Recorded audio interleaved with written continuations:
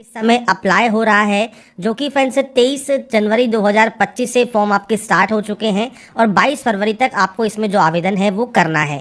अब यहाँ पर फ्रेंड्स जो कैंडिडेट हैं वो कुछ गलतियाँ यहाँ पर कर रहे हैं जो कि कास्ट सर्टिफिकेट में है, साथ में फ्रेंड्स उनके फोटोग्राफ एंड सिग्नेचर से रिलेटेड भी वो गलती यहाँ पर कर रहे हैं, तो उनका जो फॉर्म है वो फ्रेंड्स रिजेक्ट होने के चांसेस ज़्यादा है।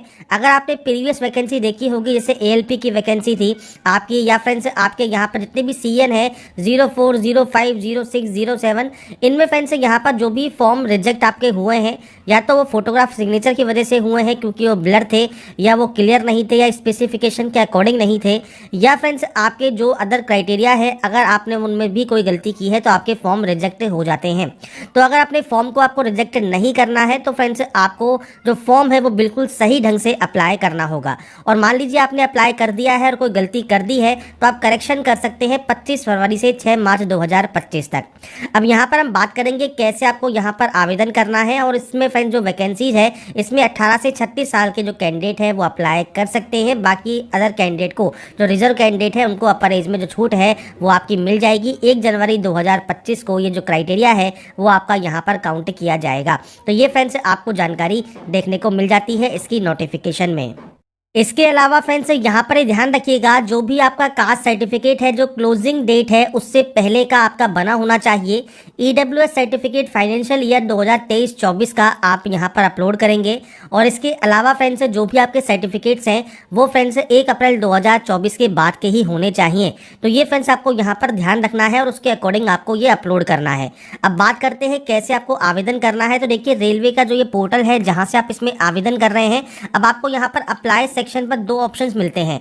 अगर आप पहले से रजिस्टर हैं तो आप ऑलरेडी हैव एन अकाउंट पर जाकर सिंपली लॉगिन कर सकते हैं, और अगर आप पासवर्ड भूल गए हैं तो फॉरगेट पासवर्ड कर सकते हैं। और पासवर्ड आपको यहाँ पर देखिए mobile number, date of birth और I am not a robot पर क्लिक करके आप यहाँ से आपका जो पासवर्ड है वो ले सकते हैं।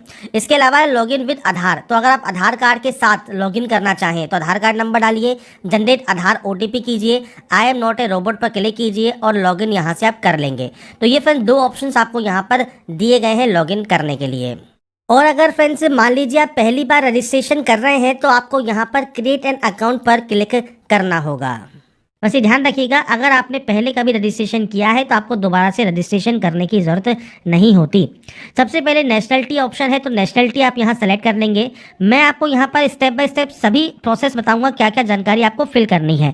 तो देखिए, सबसे पहले आपको यहाँ पर आपका जो नाम है वो आपको एंटर करना होगा और इसे आपको यहाँ पर रीटाइप करके वेरीफाई करना होगा। अगर आपने कभी अपना नाम चेंज किया है तो आप यस कर सकते हैं। अब आपसे कहता है कोई भी गैजेट नोटिफिकेशन या उसके रेलेवेंट लीगल डॉक्यूमेंटेशन जो कि आपके नाम चेंजिंग की है वो आपके पास होनी चाहिए टाइम ऑफ DV, मतलब डॉक्यूमेंट वेरिफिकेशन के समय। अगर आपका फ्रेंड्स नया नाम आपका जो भी है वो आप यहाँ पर दे सकते हैं, नहीं है तो आप सिंपली नो कर देंगे। इसके बाद है डेट ऑफ बर्थ, तो आपकी 10th की मार्कशीट के अकॉर्डिंग आपको आपका जो डेट ऑफ बर्थ है वो आपको यहाँ पर एंटर करना है, डेट, मंथ एंड ईयर। इसके बाद यहाँ पर आपको इसे रीटाइप करना होगा, तो आपको यहाँ पर इसको सिंपली रीटाइप कर देना है। नेक्स्ट ऑप्शन मिलेगा आपको जेंडर का, जेंडर सेलेक्ट कीजिए। और इसके बाद नेक्स्ट ऑप्शन है आपके फादर नेम का, तो आपका जो भी फादर नेम है वो आपको यहाँ पर एंटर करना है। मैं यहाँ पर डाटा जो है वो सिर्फ सैंपल के तौर पर शो कर रहा हूँ, आपका एक्चुअल डाटा आपको यहाँ पर देना है। इसके बाद मदर नेम आप यहाँ पर एंटर करेंगे, और इसके बाद फ्रेंड्स यहाँ पर आपको जानकारी जो प्रोवाइड करनी है वो प्रोवाइड करनी है आपके कॉन्टैक्ट डिटेल्स की। तो फ्रेंड्स यहाँ पर देखिए 2 ऑप्शंस है, मेल ID और मोबाइल नंबर का। आपके पास जो भी active and valid mail ID है और मोबाइल नंबर है वो आप यहाँ पर एंटर कीजिए। इसके बाद जनरेट ईमेल OTP या जनरेट मोबाइल OTP कीजिए। आपके पास एक OTP आएगी, वो OTP आपको सिंपली यहाँ पर टाइप करना है। OTP आने के बाद आपके पास नीचे ऑप्शन मिलेगा आधार वेरिफिकेशन का, तो यहाँ पर है please enter your Aadhaar card number या VID नंबर, मतलब वर्चुअल ID नंबर। तो फ्रेंड्स अगर आपने 2024 में रजिस्ट्रेशन किया था तो उस समय ये मैंडेटरी नहीं था, पर अब यहाँ पर जो है मैंडेटरी कर दिया गया है। तो अगर आप न्यू कैंडिडेट हैं तो आपको आधार कार्ड से रजिस्ट्रेशन कर लेना है, और अगर आप पहले से रजिस्टर है तो आप लॉगिन करेंगे तो आपको सेम ऐसा ही ऑप्शन यहाँ पर मिलेगा। अगर आपके पास आधार कार्ड नहीं है तो देखिए यहाँ पर ऑप्शन तो दिया गया है I do not have Aadhaar card पर आपसे कहा गया है candidate are advise to do Aadhaar verification for smooth entry at the exam centre. तो ये फ्रेंड्स आपको यहाँ पर डाटा कही गई है। अगर आपके आधार कार्ड में कोई भी गलती है किसी भी तरह की, तो फ्रेंड्स उसको आप सही करवा लें आधार सेंटर पर जाकर। तो आधार कार्ड नंबर दीजिए, जनरेट आधार ओटीपी कीजिए। आपके आधार कार्ड पर जो भी मोबाइल नंबर रजिस्टर है उस पर एक ओटीपी आएगी, वो ओटीपी आपको यहाँ पर एंटर करना है। और उसके बाद यहाँ पर आपको देखिए वेरीफाई का ऑप्शन मिलता है, आप यहाँ से वेरीफाई जो है डाटा को कर लेंगे। इसके बाद आपको यहाँ से इसे डिक्लेयर करना होगा। इसके बाद है क्रिएट योर पासवर्ड। अब पासवर्ड कैसा होना चाहिए, तो इसके लिए फ्रेंड्स आपको यहाँ पर देखिए जो पासवर्ड क्रिएट करना है इसमें आपसे कहा गया है capital letter, small letter, special character और आपके नंबर्स आपके पासवर्ड में होने चाहिए। तो इसके लिए फ्रेंड्स देखिए मैं आपके सामने यहाँ पर एक जो सैंपल है वो आपके सामने यहाँ पर शो कर देता हूँ। तो आप यहाँ पर देख रहे होंगे आपके सामने यहाँ पर जो पासवर्ड है जिसमें हमने यहाँ पर कैपिटल लेटर भी यूज़ किया है, जिसे कहा गया है कैपिटल लेटर। इसके बाद कहा गया है स्मॉल लेटर्स, तो हमने स्मॉल लेटर्स भी यूज़ कर लिए। स्पेशल कैरेक्टर, तो हमने स्पेशल कैरेक्टर भी यूज़ कर लिया। @ स्टार हैश आप कुछ भी यूज़ कर सकते हैं। इसके बाद फ्रेंड्स आपको यहाँ पर कहा गया है नंबर्स, तो हमने यहाँ पर नंबर्स भी यूज़ कर लिए। तो कुछ इस तरह से पासवर्ड आप यहाँ बनाएंगे। पासवर्ड बनाने के बाद आप आई एम नॉट ए रोबोट पर क्लिक करेंगे और उसके बाद आपको फ्रेंड्स यहाँ पर जो भी इमेजेस दिखती है तो आप उसको यहाँ पर सॉल्व कर सकते हैं। और इमेजेस यहाँ पर सॉल्व करने के बाद आपको इसे वेरीफाई कर लेना होगा। और यहाँ पर फ्रेंड्स आप जैसे ही इसे वेरीफाई करते हैं आपको मिलता है preview and create an account का ऑप्शन। मतलब आपने जो भी जानकारी फिल की है उसका आप प्रीव्यू चेक कर लें और उसके बाद क्रिएट एन अकाउंट आप यहाँ से कर लेंगे। आपका जो रजिस्ट्रेशन है या अकाउंट है वो आपका क्रिएट हो जाएगा। तो यहाँ पर फ्रेंड्स आपका देखिए जो अकाउंट है वो क्रिएट हो जाता है। इसके बाद अप्लाई सेक्शन पर आप जाएंगे, ऑलरेडी हैव एन अकाउंट वाले सेक्शन पर आपको जाना होगा और इसके बाद आपका मोबाइल नंबर या मेल आईडी, आपका जो पासवर्ड है और जो ये friends I am not a robot का ऑप्शन है इसमें भी सेम आपको यहाँ पर देखिए इस तरह का अगर जो सिक्योरिटी पिन मिलता है आप इसे सेलेक्ट करके नेक्स्ट स्टेप पर क्लिक करके इसे वेरीफाई कर लेंगे। और इसके बाद फ्रेंड्स आप यहाँ से सिंपली जो है लॉगिन कर सकते हैं अप्लाई करने के लिए। इसके बाद फ्रेंड्स आपका देखिए जो डैशबोर्ड है ये ओपन हो जाएगा और डैशबोर्ड ओपन होने के बाद सबसे पहले आपको ऑनलाइन एप्लीकेशन फॉर्म का ऑप्शन मिलेगा, जहां पर देखिए आपको CN08/2024 का ऑप्शन मिल जाता है, जहां पर ओपनिंग डेट क्लोजिंग डेट आपको दी गई है। और उसके बाद यहाँ पर फ्रेंड्स आपके अकॉर्डिंग आप इनमें से जिस भी RRB के लिए आवेदन करना चाहते हैं वो आप सेलेक्ट कर सकते हैं। RRB सेलेक्ट करने के बाद आई एम नॉट करंटली डिबेट पर आप क्लिक करेंगे और इसके बाद नेक्स्ट स्टेप पर क्लिक कर देंगे सिंपली अप्लाई करने के लिए। इसके बाद फ्रेंड्स यहाँ पर देखिए अब आपके सामने जो आपका डैशबोर्ड है ये ओपन हो जाएगा, मतलब जो फॉर्म है वो आपका स्टार्ट हो जाएगा। इसमें सबसे पहले आपको यहाँ पर ऑप्शन मिलेगा मैरिटल स्टेटस का। तो आपको यहाँ पर आप मैरिड है तो मैरिड सेलेक्ट कीजिए, अनमैरिड है तो आप अनमैरिड सेलेक्ट कर सकते हैं। अगर आपने देखिए पहले कोई फॉर्म अप्लाई किया हुआ है तो आपको जानकारी ऑटोमेटिक फिलअप मिलेगी। अगर आपने कोई भी फॉर्म अप्लाई नहीं किया हुआ है तो आपको मैनुअली यहाँ पर एंट्री करनी है। जैसे आप यहाँ पर रिलीजन सेलेक्ट करेंगे, आपकी जो मदर टंग है वो आपको यहाँ से लैंग्वेज दी गई है आप उसे सेलेक्ट कर सकते हैं। आप किस लैंग्वेज में अपने एग्जाम को चाहते हैं वो आपको यहाँ पर सेलेक्ट करना होगा। इधर है परमानेंट विजिबल मार्क। अब विजिबल मार्क क्या होते हैं, आपके चेहरे पर, हाथ पर, पैर पर, जैसे कोहनी से नीचे नीचे और ऐसे ही आपके घुटने से नीचे नीचे जो भी आपका विजिबल कोई भी कट का निशान है, कोई मोल है, कोई बर्न का निशान है, कोई कट का निशान है जो कि विजिबल हो तो आप उसकी जानकारी दे सकते हैं। नहीं है तो आप नो मार्क की एंट्री कर देंगे। इसके बाद है कम्युनिटी डिटेल्स। ये फ्रेंड्स सेक्शन बहुत इंपॉर्टेंट है क्योंकि आपको यहाँ पर जो रिजर्वेशन है वो आपको इसी सेक्शन से मिलता है। सबसे पहले जनरल ऑप्शन है, जनरल में कोई भी ऑप्शन नहीं है, आप सिंपली जनरल सेलेक्ट करके आगे की प्रोसेस कर सकते हैं। इसके बाद आएगा SC का ऑप्शन। तब देखिए SC अगर आप कैंडिडेट हैं तो उस कंडीशन में SC ST OBC के लिए रिजर्वेशन के लिए सेंट्रल गवर्नमेंट ऑफ इंडिया का आपके पास सर्टिफिकेट होना चाहिए। तो आपको यहाँ पर पहले ही कहा गया है सेंट्रल गवर्नमेंट का सर्टिफिकेट आपको यहाँ पर देना है। आई अंडरस्टैंड पर आप क्लिक करेंगे। अब ये तो है आपकी कैटेगरी, SC ST OBC आपकी कैटेगरी होती है। इसके अंतर्गत आपकी जो जाति है वो आपको मेंशन करना है। अब जाति फ्रेंड्स आपकी जो एक्चुअल जाति है आपके कास्ट सर्टिफिकेट पर मेंशन होती है, वही आप यहाँ पर लिखेंगे। आपका जो कास्ट सर्टिफिकेट नंबर है वो आपको देना है। कास्ट सर्टिफिकेट आपका जिसने भी इशू किया है, जिसके डिजिटल साइन हो, कोई सील लगी हो या मोहर लगी हो, जो भी आपका साइन जिसने भी किया होगा, जिसने ये इशू किया होगा वो कौन है, तो वो आपको यहाँ पर देखिए ऑप्शंस मिल जाते हैं आपके अकॉर्डिंग। जिन्होंने भी ये जारी किया है आपको इनमें से वो ऑप्शन यहाँ पर सेलेक्ट करना होगा। ये फ्रेंड्स आपके अकॉर्डिंग ऑप्शन आप यहाँ पर सेलेक्ट कर लेंगे। इसके बाद फ्रेंड्स यहाँ पर होगा इशूइंग स्टेट, किस स्टेट से ये इशू हुआ है। इसके बाद है डेट ऑफ इशू, आपका सर्टिफिकेट कब इशू हुआ है आप उसकी जानकारी यहाँ पर प्रोवाइड करेंगे। तो आपके अकॉर्डिंग जो भी आपका यहाँ पर डेट ऑफ इशू है वो आपको देना होगा। अब एससी और एसटी, ये तो एससी की बात हो गई, ऐसे ही सेम एसटी का भी है। तो आपको एसटी में भी सेम आपको जानकारी देनी है, आपका ट्राइब का नाम क्या है, सर्टिफिकेट क्या है, वो आपको जानकारी देनी होगी। अब यहाँ पर देखिए एक ऑप्शन मिलता है आपको कि आपको फ्रेंड्स यहाँ पर जो ट्रेवलिंग पास है रेलवे का, वो अगर आपको नहीं चाहिए, मान लीजिए आप ट्रेवलिंग पास नहीं लेना चाहते हैं, आप सिंपली नो कर दें, कोई भी ऑप्शन आपके सामने यहाँ पर नहीं आएगा। पर अगर आपको ट्रेवलिंग पास चाहिए तो आपको यहाँ पर यस करते हैं, तो उसके बाद आपको यहाँ पर सबसे पहले देना है रेलवे स्टेशन, आपके पास सबसे पास जो भी रेलवे स्टेशन है उसका नाम आप देंगे। जैसे मान लीजिए हमारा जो सेंटर मान लीजिए लगता है कि हम यहाँ पर जैसे मैं यहाँ पर आपको लिख रहा हूँ हमारे तहसील का नाम, तो हमारा जो भी सेंटर लगता है रेलवे स्टेशन का, जो भी रेलवे स्टेशन सबसे पास में है उसकी जगह का नाम आपको देना है। यहाँ से ही आपकी टिकट आपको यहाँ पर मिलेगी, जहाँ पर भी आपका सेंटर आएगा तो वही आपको यहाँ पर देना है। इसके बाद यहाँ पर देखिए कहा गया है upload your valid caste certificate, तो आपका जो कास्ट सर्टिफिकेट है सेंट्रल गवर्नमेंट का वो आपको पीडीएफ फॉर्मेट में अपलोड करना है, ओनली इन पीडीएफ। तो आपको फ्रेंड्स से डॉक्यूमेंट को 500 KB के अंतर्गत आपको यहाँ पर जो है आपको यहाँ पर अपलोड करना होगा। ये बात हो गई आपके एससी की और एसटी की। तो एसटी में भी आपको यहाँ पर जो है सर्टिफिकेट अपलोड करना आपको ज़रूरी रहता है। तो यहाँ पर फ्रेंड्स अपने सर्टिफिकेट्स को आप अपलोड कर सकते हैं, मतलब कास्ट सर्टिफिकेट को। इसके बाद बात आती है ओबीसी की। अब ओबीसी में भी फ्रेंड्स आपको यहाँ पर पूछता है आप नॉन क्रीमी से बिलोंग करते हैं। अगर आप एनसीएल से बिलोंग करते हैं तो ही आप यस करेंगे, नहीं तो आप नो करते हैं तो आपसे कहता है कि आप जनरल से ही फॉर्म को अप्लाई कर दें, क्योंकि आपको कोई भी रिजर्वेशन किसी भी तरह का नहीं मिलेगा। तो आपके पास एनसीएल का सर्टिफिकेट होना ही चाहिए। अब आपसे देखिए ओबीसी एनसीएल में क्या कहा गया है कि आपके पास जो फ्रेंड्स सर्टिफिकेट है प्रिस्क्राइब्ड फॉर्मेट में closing date of submission of और एप्लीकेशन फॉर्म से पहले का आपके पास होना चाहिए, और आपके पास सेल्फ डिक्लेरेशन भी आपके पास यहाँ पर होना चाहिए कि आप क्रीमी लेयर से बिलोंग नहीं करते हैं। तो ये फ्रेंड्स आपको यहाँ पर जानकारी देनी है, कास्ट का नाम, आपका community certificate number, community certificate issue किसने किया है, और डेट ऑफ इशू आपको देना होगा।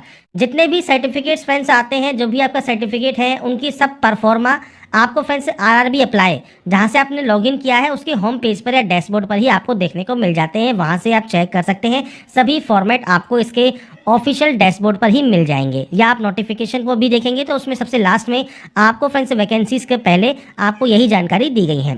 तो यहाँ पर आपके अकॉर्डिंग आप अपनी कम्युनिटी सेलेक्ट कर लेंगे। अब बात करें ईडब्ल्यूएस की, तो ईडब्ल्यूएस में भी फ्रेंड्स आपसे कहा गया है अगर आप बेनिफिट यहाँ पर लेना चाहते हैं तो आपके पास प्रिस्क्राइब्ड फॉर्मेट में आपके पास जो सर्टिफिकेट है वो आपका होना ज़रूरी है। बस ध्यान रखिएगा ईडब्ल्यूएस अलग चीज़ होती है और ईबीसी अलग चीज़ होती है, तो ये चीज़ आपको बस यहाँ पर ध्यान रखना है। आप ईडब्ल्यूएस से आते हैं या ईबीसी से आते हैं, तो आपका जो ईडब्ल्यूएस सर्टिफिकेट है वो भी आपको यहाँ पर सर्टिफिकेट नंबर, किसने इशू किया है, डेट ऑफ इशू आपको देना होगा। लेटेस्ट सेशन का आपके पास जो है वो आपके पास सर्टिफिकेट होना चाहिए। तो आपके अकॉर्डिंग आपका सर्टिफिकेट आप दे देंगे। इसके बाद है आपका पोस्टल एड्रेस, दो तरह से एड्रेस है, प्रेजेंट और आपका परमानेंट। अब ये आपके अकॉर्डिंग आपको डाटा देनी है, आपका स्टेट कौन सा है, आपका डिस्ट्रिक्ट कौन सा है, आपका पूरा एड्रेस क्या है, आपका नियरेस्ट सिटी कौन सी है या मेजर टाउन कौन सा है, पिन कोड क्या है, ये आपको देना होगा। प्रेजेंट परमानेंट एड्रेस सेम है तो आप सेम पर क्लिक करें, अलग अलग है तो आप अलग अलग एंट्री कर सकते हैं और उसके बाद यहाँ से डाटा को सेव एंड नेक्स्ट कर सकते हैं। इसके बाद फ्रेंड्स आपकी जैसे ही डाटा यहाँ पर सेव हो जाएगी, इसके बाद फ्रेंड्स यहाँ पर जो नेक्स्ट ऑप्शन आएगा वो सबसे पहले आएगा एक्स सर्विसमैन का। तो यहाँ पर फ्रेंड्स देखिए जो एक्स सर्विसमैन कैंडिडेट है वो यहाँ पर यस करेंगे। डिफेंस सर्विस आपकी कौन सी रही है, आपकी रैंक का नाम क्या है, डेट ऑफ ज्वाइनिंग क्या है आपकी। इसके अलावा अगर आप स्टिल वर्किंग हैं तो आप यस करेंगे, नहीं है तो आप नो करेंगे, और डेट ऑफ डिस्चार्ज आपको देना होगा। रीज़न क्या है डिस्चार्ज का वो आपको जानकारी प्रोवाइड करनी है, आपके डिस्चार्ज सर्टिफिकेट नंबर। अगर आपने री एम्प्लॉयमेंट लिया है एज ए एक्स सर्विसमैन तो आप यस कर सकते हैं, नहीं लिया है तो आप यहाँ पर नो करेंगे। अगर आप एक्स सर्विसमैन नहीं है तो सिंपली नो कर दीजिए। पीएच कैटेगरी में अगर आप आते हैं तो यस कर सकते हैं। डिसेबिलिटी कैटेगरी इनमें से कौन सी है, सब कैटेगरी कौन सी है वो आपको देना होगा। जब आप इनमें से सेलेक्ट करेंगे तो ही आपको यहाँ पर ऑप्शन देखने को मिलेगा। इसके बाद परसेंटेज ऑफ डिसेबिलिटी क्या है, नेचर ऑफ डिसेबिलिटी परमानेंट है, टेम्परेरी है, पीएच सर्टिफिकेट नंबर क्या है। अगर आपके पास यूडीआईडी नंबर अवेलेबल है तो आप दे सकते हैं। पीएच सर्टिफिकेट इशू कब हुआ है वो जानकारी आपको देनी होगी। नहीं है पीएच तो आप सिंपली नो कर सकते हैं। ऐसे ही स्क्राइब्स के बारे में है, अगर आपको राइटिंग एबिलिटी अगर आपकी अफेक्टेड है, आप राइट नहीं कर सकते हैं, तो आपको फ्रेंड्स इस कंडीशन के लिए आपको स्क्राइब मिलता है। अगर फ्रेंड्स आपको स्क्राइब चाहिए, अगर आपका पीएच कैटेगरी में अगर आपका राइटिंग एंड अफेक्टेड है, तो आप यहाँ पर यस कर सकते हैं और उनकी जानकारी आप यहाँ पर प्रोवाइड कर सकते हैं। नहीं है तो आप सिंपली यहाँ पर नो कर देंगे। इसके बाद आता है ईबीसी सर्टिफिकेट होल्डर। अब ये क्या है, अगर आपका जो फ्रेंड्स एनुअल इनकम है फैमिली का वो या तो 50,000 से कम है या आपके पास बीपीएल कार्ड है, तो ही फ्रेंड्स आप इस ऑप्शन को यस करेंगे। यहाँ पर ध्यान रखिएगा, आपको कोई भी रिजर्वेशन नहीं मिलता। आपको ईबीसी का जो बेनिफिट मिलता है वो मिलता है ओनली फीस में। तो आपको फीस में जो छूट है वो आपको मिल जाएगी, मतलब जो 250 रुपये फीस है वो आपको कम से कम पे करनी होगी। तो ये फ्रेंड्स आपको तभी बेनिफिट मिलता है अगर आप यहाँ पर यस करते हैं। फीस में आपको छूट चाहिए तो आप यस कर सकते हैं। आपका सर्टिफिकेट नंबर, इशूइंग अथॉरिटी कौन सी है, किसने ये जारी किया है, वो जानकारी आप देंगे और डेट ऑफ इशू आपको देना होगा। नहीं तो आप सिंपली यहाँ पर नो कर देंगे। इसके बाद फ्रेंड्स नेक्स्ट ऑप्शन है इंडियन रेलवे में अगर आप एम्प्लॉई हैं तो आप यहाँ पर यस कर सकते हैं। आपने फ्रेंड्स एनओसी के लिए जो आपका कंट्रोलिंग ऑफिसर है उसके पास अप्लाई कर दिया है, तो आप यहाँ पर यस करेंगे और एनओसी मैंडेटरी होता है at the time of dB. तो ये फ्रेंड्स डॉक्यूमेंट वेरिफिकेशन के समय ज़रूरी होता है। आपकी कौन सी कैटेगरी में आप सर्विंग करते हैं, प्लेस ऑफ वर्किंग क्या है और किस पीयू या जोन या यूनिट में आप वर्क करते हैं, वो आपको यहाँ पर सेलेक्ट करना होगा। नहीं है तो आप सिंपली नो कर देंगे। इसके बाद फ्रेंड्स नेक्स्ट ऑप्शन है अगर आपका जो करंट डिपार्टमेंट है, जैसे सेंट्रल गवर्नमेंट का है, स्टेट गवर्नमेंट का है या पीएसयू का है, इनमें से कोई भी अगर आपका ऑप्शन एप्लीकेबल है तो आप उस ऑप्शन को सेलेक्ट कर सकते हैं। जैसे आप फ्रेंड्स सेंट्रल गवर्नमेंट में वर्क करते हैं तो अपनी ऑर्गेनाइजेशन का नाम देंगे, कब से आप काम कर रहे हैं और स्टिल वर्किंग है तो आप यस कर सकते हैं और इसकी जानकारी आप प्रोवाइड करेंगे। इसके बाद फ्रेंड्स नेक्स्ट ऑप्शन आएगा जो कि है friends detail of course completed act apprenticeship, मतलब सीसीएए का। इसकी ही जानकारी मैंने फ्रेंड्स आपको यहाँ पर शो की थी स्टार्टिंग में, रेलवे एक्ट अप्रेंटिसशिप। तो फ्रेंड्स अगर आपने ये किया हुआ है तो ही आपको ये जानकारी यहाँ पर फिल करनी है। इसके लिए आपको यहाँ पर यस करना होगा कि आपने रेलवे से एक्ट अप्रेंटिसशिप किया हुआ है। तो यहाँ पर फ्रेंड्स जब आप यस करते हैं तो सबसे पहले पूछता है नेम ऑफ द ट्रेड। तो यहाँ पर देखिए कोई भी ट्रेड से आपने अप्रेंटिसशिप किया हुआ है, आप यहाँ पर एनी डिसिप्लिन सेलेक्ट करेंगे। इसके बाद है ट्रेनिंग कब से आपकी स्टार्ट हुई है, ट्रेनिंग कब तक चली है, वो जानकारी आपको देनी है। आपका रिजल्ट अगर डिक्लेयर हो गया है तो आप यहाँ पर यस कर सकते हैं। और उसके बाद फ्रेंड्स आपका जो सर्टिफिकेट नंबर है और सर्टिफिकेट डेट है, के सामने जो ड्यूरेशन आती है वो आती है सिर्फ 11 महीने 30 दिन की। तो यहाँ पर फ्रेंड्स 1 साल के लिए फ्रेंड्स जो आपकी अप्रेंटिसशिप रिक्वायर्ड की गई है उसमें फ्रेंड्स 1 दिन कम आपका यहाँ पर आता है, क्योंकि जो डेट है, जिस डेट पर आपका ये खत्म हो रहा है, जो भी लास्ट डेट है, उस डेट पर फ्रेंड्स आपका यहाँ पर जो क्राइटेरिया है वो काउंट कर रहा है। तो आपको यहाँ पर फ्रेंड्स अभी देखिए वेट करना है, क्योंकि यहाँ पर क्योंकि फॉर्म अभी स्टार्ट ही हुए हैं, तो समस्याएं धीरे धीरे जैसे जैसे आती जाएंगी वैसे वैसे फ्रेंड्स आगे की प्रोसेस में भी आपको उसकी मदद मिलेगी। तो इसके लिए फ्रेंड्स देखिए यहाँ पर क्योंकि अभी फॉर्म स्टार्ट ही हुए हैं तो आपको अभी थोड़ा वेट करना ही होगा, क्योंकि आप वहाँ पर गलत डेट डालकर एंटर नहीं कर सकते आपको, क्योंकि अगर यहाँ पर प्रोसेस करने में कोई भी टाइम लग रहा है, क्योंकि फ्रेंड्स यहाँ पर जब आपको जो ड्यूरेशन है वो 1 साल कंप्लीट नहीं है, आपको कोई भी एरर शो कर रहा है, तो आपको यहाँ पर कोई गलत डेट नहीं एंटर करना है, आपको थोड़ा सा वेट करना है। वेट करने के लिए मैं इसलिए कह रहा हूँ क्योंकि फ्रेंड्स यहाँ पर देखिए जो हेल्पलेस नंबर दिया गया है, यहाँ पर ये कॉल नहीं उठा रहे हैं। अगर आपका कॉल उठा लेते हैं तो आप एक बार फ़ोन करके ट्राई कर सकते हैं। आपको जो ये मेल आईडी दी गई है इस पर आप मेल करेंगे और आपकी जो समस्या है कि जो ट्रेनिंग की जो सीसीए की अप्रेंटिसशिप ट्रेनिंग ड्यूरेशन है वो 1 साल की नहीं है, तो फ्रेंड्स आपको पूछना है कि आपको क्या करना है। तो वो फ्रेंड्स हो सकता है पोर्टल को जल्दी से सही कर दें और जो आपकी जो कट ऑफ डेट है उस डेट पर यह आपका जो ट्रेनिंग शेड्यूल है वो काउंट किया जाए। इसके बाद आपका यहाँ पर जो ड्यूरेशन है वो 1 दिन ऑटोमेटिक आ जाएगा, मतलब 1/8/2022 भी अगर वो काउंट करते हैं तो ये ऑटोमेटिक यहाँ पर हो जाएगा जो है 1 साल का। उसके बाद ही आप इसमें सबमिट कर पाएंगे। क्योंकि मैं आपको प्रोसेस बता रहा हूँ तो आपको जो फॉर्म है वो इसी तरह से भरना होगा। आपकी जैसे ही डेट यहाँ पर 1 साल की हो जाएगी, इसके बाद फ्रेंड्स आपके सर्टिफिकेट नंबर, सर्टिफिकेट डेट, आपके नंबर्स कितने कितने आपने गेन किए हैं वो जानकारी आप देकर यहाँ से फॉर्म को सबमिट कर पाएंगे। ऐसा ही फ्रेंड्स ऑप्शन नीचे है बैंक डिटेल्स का। अब ये जो ऑप्शन है ये फ्रेंड्स मेनली इसके लिए है जो कि आपकी फीस रिफंड के लिए है। जो आपकी फीस रिफंड होगी, जैसे 500 रुपये है तो उसमें 400 रुपये रिफंड होगा। 250 रुपये फीस आपको पे करनी हो रही है तो आपको 250 रुपये जो रिफंड होंगे सीबीटी के बाद, वो फ्रेंड्स आपको जिस अकाउंट में चाहिए आपको उसकी जानकारी देनी है। मेनली आपके बैंक की पासबुक देखिए, बैंक की पासबुक का जो फर्स्ट पेज है उसमें फ्रेंड्स आपको आपके बैंक का account number, bank account holder name, bank का आईएफएससी कोड, ये सब देखने को मिल जाएगा। उसके अकॉर्डिंग डाटा को एंटर कीजिए और उसके बाद यहाँ से सेव एंड नेक्स्ट कर दीजिए। इसके बाद फ्रेंड्स नेक्स्ट ऑप्शन आता है आपकी क्वालिफिकेशन का। अब देखिए क्वालिफिकेशन में सबसे पहले फ्रेंड्स यहाँ पर देखिए ऑप्शंस मिलेंगे आपको आईटीआई, 10th और एनएससी का।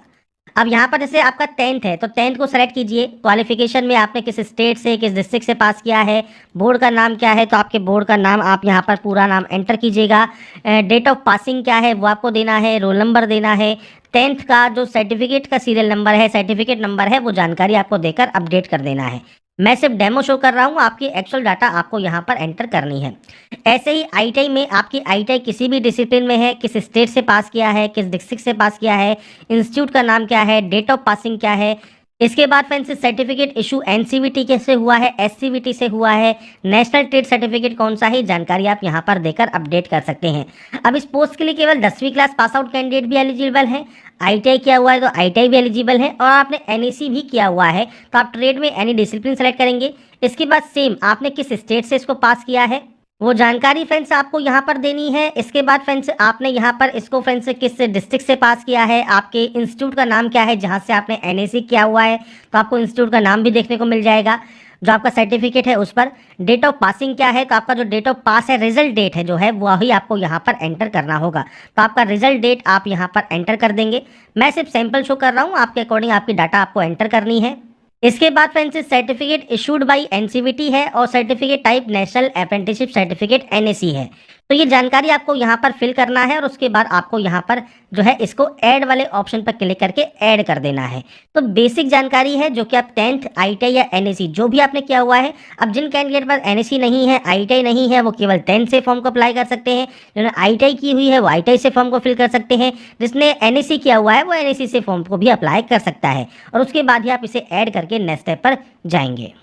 इसके बाद फ्रेंड्स यहाँ पर क्वालिफिकेशन एंटर करने के बाद अब आता है आपका नेक्स्ट ऑप्शन, जिसमें आप प्रोफाइल आपके डॉक्यूमेंट्स अपलोड करेंगे। तो देखिए कास्ट सर्टिफिकेट आपका पहले से ही अपलोडेड है, क्योंकि आपने स्टार्टिंग में ही फर्स्ट स्टेप में जो पर्सनल डिटेल है उसमें ही अपलोड कर दिया था। इसके बाद है फोटोग्राफ एंड सिग्नेचर अपलोड। अब ये कैसे आपको अपलोड करना है, तो देखिए सैंपल ऑफ फ्यू रिजेक्टेबल फोटोज आपको दी गई हैं। कौन कौन सी फोटोज आपकी यहाँ पर रिजेक्ट हो सकती हैं उसकी जानकारी आपको यहाँ पर देखने को मिल जाएगी। तो आपको फ्रेंड्स सिंपल फोटो आपकी यहाँ पर अपलोड यहाँ पर आपको करनी है। तो इसके लिए फ्रेंड्स आप ब्राउज पर क्लिक करेंगे, फाइल को सेलेक्ट करेंगे और अपने फोटोग्राफ एंड सिग्नेचर को अपलोड कर देंगे। अब देखिए सिग्नेचर फोटो को अपलोड करने में सबसे इंपॉर्टेंट जो आपको बात याद रखनी है वो रखना है आपको पिक्सल। जैसे यहाँ पर आपको देखिए हाइट दी गई है 320 और विड्थ दी गई है 240। सिग्नेचर के लिए 60 पिक्सल हाइट है, 140 पिक्सल विड्थ है। तो ये आपको यहाँ पर ध्यान रखना है। और उसके बाद ध्यान रखना है साइज़ का। तो 50 से 100 KB साइज़ है फोटोग्राफ का और 30 से 50 KB साइज़ है आपके सिग्नेचर का। तो अब कैसे इसको रिसाइज कर सकते हैं, कैसे साइज को मेंटेन कर सकते हैं और अपलोड कर सकते हैं, अब इसके बारे में बात कर लेते हैं। तो सबसे पहले आपको आना होगा imresizer.com की ऑफिशियल वेबसाइट पर। तो फ्रेंड्स आप गूगल पर imresizer लिख सकते हैं। imresizer लिखने के बाद सेलेक्ट करने के बाद आपको विड्थ और हाइट देनी है। विड्थ और हाइट कितनी है आपकी फ्रेंड्स, हाइट है आपकी 60 की और विड्थ है 140। तो यहाँ पर फ्रेंड्स आपको विड्थ एंटर कर देना है और आपको उसके बाद आपकी जो हाइट है साइन की वो आपको यहाँ पर एंटर करना है, जेपीजी रखना है। और यहाँ पर भी आप साइज जो है वो रख सकते हैं, मान लीजिए 50 KB रख दिया और नेक्स्ट डाउनलोड पर क्लिक कर दिया, आपकी जो फाइल है वो डाउनलोड हो जाएगी। अब यहाँ पर आप ध्यान रखेंगे कि देखिए यहाँ पर जो फोटोग्राफ है उसका साइज तो ठीक है, पर सिग्नेचर का साइज कम हो गया, मतलब 4.6 KB में ही ये ओनली डाउनलोड हुआ। क्योंकि फ्रेंड जो साइज मांगा है, जो पिक्सल मांगा है वो सिर्फ 140 और 60 पिक्सल ही यहाँ पर रिक्वायर्ड किया गया है। तो इस वैल्यू में जैसे ही आप कन्वर्ट करते हैं, फाइल का जो साइज है जो कि रिक्वायर्ड है 30 से 50 KB, वो फ्रेंड्स घटकर ओनली 4 या 5 KB ही हो जाता है। तो इसके लिए फ्रेंड्स आपको देखिए एक और वेबसाइट यहाँ पर ओपन करनी होगी, PI7 इमेज टूल। इसमें फ्रेंड्स एक ऑप्शन मिलेगा आपको कंप्रेस इमेज टू 50 KB। तो यहाँ पर फ्रेंड्स आपको जो साइज रखना है वो आपका 30 से 50 KB के बीच में ही रखना है। तो आप यहाँ पर देखिए जो भी साइज चाहते हैं, जैसे मान लीजिए आप चाहते हैं यहाँ पर इसका साइज हो जाए 40 KB, तो आप 40 यहाँ लिख दीजिए। कंप्रेस वाले ऑप्शन पर क्लिक कीजिए। अब आपका जो सिग्नेचर है वो फ्रेंड्स आपका देखिए कंप्रेस हो जाएगा 38 KB में और उसे आप यहाँ से डाउनलोड कर लेंगे। जब ये डाउनलोड हो जाएगा 38 KB में, इसके बाद फ्रेंड्स आप अपना जो फोटोग्राफ एंड सिग्नेचर है वो यहाँ पर आप आराम से अपलोड कर पाएंगे। तो मैंने यहाँ पर जो प्रोसेस है वो आपको बता दी है, कैसे फ्रेंड्स आप अपने साइज को जो है रिसाइज कर सकते हैं, पिक्सल में चेंज कर सकते हैं, और कैसे फ्रेंड्स आप यहाँ पर इसका जो साइज है वो भी आप चेंज कर सकते हैं। दोनों ही वेबसाइट मैंने आपको शो कर दी है। आप वहाँ से अपने फोटोग्राफ एंड सिग्नेचर का जो साइज है वो आपको चेंज कर लें और उसके बाद ब्राउज पर क्लिक करें। इसके बाद फ्रेंड्स नेक्स्ट ऑप्शन जो आता है वो आता है आपके फ्रेंड्स एलिजिबल पोस्ट जॉन या PU का। जिसमें आप अप्लाई करना चाहते हैं। तो यहाँ पर फ्रेंड्स आपको देखिए मिल जाते हैं ऑप्शंस। तो आप यहाँ पर पोस्ट देख रहे होंगे, आपके अकॉर्डिंग आप जिस भी पोस्ट को सबसे पहले प्रेफरेंस यहाँ पर देना चाहते हैं, आपको उस ऑप्शन पर टिक करना है प्लस वाले साइन पर, वो आप ऑप्शन आपका यहाँ पर आ जाएगा। ऐसे ही आप मान लीजिए किसी और पोस्ट को यहाँ पर प्रेफरेंस देना चाहते हैं, इसके बाद आप इस तरह से यहाँ पर फ्रेंड्स आपकी जो प्रेफरेंस है वो आप ऑटोमेटिक यहाँ पर दे सकते हैं। तो आपको फ्रेंड्स जितनी प्रेफरेंस देनी है आप चाहे तो सभी में प्रेफरेंस दे सकते हैं। तो ये फ्रेंड्स एलिजिबल पोस्ट ऑटोमेटिक आती है, जो भी जानकारी आपने अभी तक फिल की है उसके अकॉर्डिंग। इसके बाद फ्रेंड्स आप नीचे आते हैं, यहाँ पर आई हैव एक्सरसाइज पर क्लिक करते हैं, आई हेयर बाय डिक्लेयर पर क्लिक करते हैं, प्लेस का नाम मेंशन करते हैं, मतलब अभी आप जहाँ से इस फॉर्म को अप्लाई कर रहे हैं उस जगह का नाम आप यहाँ पर एंटर करेंगे। और इसके बाद फ्रेंड्स आपको यहाँ पर जो ऑप्शन मिलता है वो मिलता है सेव का, आप इसे यहाँ से सेव करेंगे और पोस्ट प्रेफरेंस सेव होने के बाद प्रीव्यू एप्लीकेशन कर लेंगे। प्रीव्यू एप्लीकेशन करने के बाद फ्रेंड्स अगर आपको लगता है कोई भी गलती हो गई है किसी भी स्टेप में, तो फ्रेंड्स आपको देखिए एडिट का ऑप्शन यहाँ पर मिल जाएगा। अगर कोई भी गलती नहीं है, सभी ऑप्शंस बिल्कुल सही है, तो आप आई हैव रीचेक पर क्लिक करेंगे और उसके बाद दिए गए सबमिट वाले ऑप्शन पर क्लिक कर देंगे फॉर्म को सबमिट करने के लिए। जब आपका फॉर्म यहाँ पर सबमिट हो जाएगा, इसके बाद फ्रेंड्स नेक्स्ट ऑप्शन आएगा आपके पेमेंट का। तो फ्रेंड्स पेमेंट करने के लिए आपको फ्रेंड्स यहाँ पर देखिए ऑप्शन मिलता है पे विद SBI ई पे का। आपका जो अमाउंट है जो आपको पे करना है वो 250 रुपये है। अगर आप यहाँ पर जनरल OBC EWS कैंडिडेट है तो 500 रुपये आपको शो करेगा। आप पे विद SBI ई पे पर क्लिक करेंगे। इसके बाद फ्रेंड्स मल्टीपल ऑप्शंस हैं, आप चाहे तो कार्ड का यूज़ कर सकते हैं, अपने कार्ड डिटेल्स को फिल करके पे नाउ कर दीजिए। नेट बैंकिंग यूज़र है SBI